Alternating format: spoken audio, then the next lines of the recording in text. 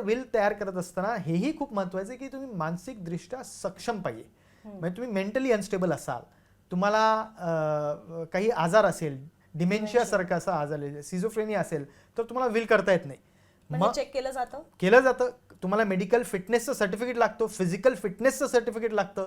विलमध्ये लिहावं लागतं की मैं पुरे होशो हवास में, असं म्हणतात ते पिक्चरमध्ये आपण बघितलंय. त्याचप्रमाणे मी पूर्ण शुद्धीत आणि सत्सद विवेक बुद्धीला अधीन राहून हे विल करत आहे. त्यामुळे तुमचं मेडिकल फिटनेसचं सर्टिफिकेट लागतं, फिजिकल फिटनेसचं सर्टिफिकेट लागतं. त्याचबरोबर 2 साक्षीदार लागतात ज्यांनी त्या विलला अटेस्ट करावं लागतं की हो आमच्या समोर ही विल झालेली आहे.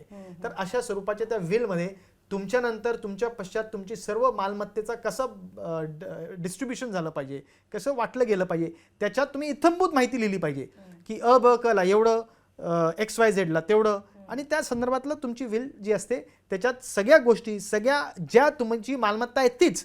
असं नाही आहे की तुमच्या विलमध्ये तुम्ही दुसऱ्याची मालमत्ता घालून त्यांना देतायत. तसं चालत नाही. म्हणजे अगदी स्वतःच्या वडील जर हयात असतील तर वडिलोपार्जित जमीन वडील हयात असताना विल मध्ये मुलगा टाकू शकत नाही. आई पण हयात असतात. हो, कारण ती वडिलोपार्जित जागा आहे.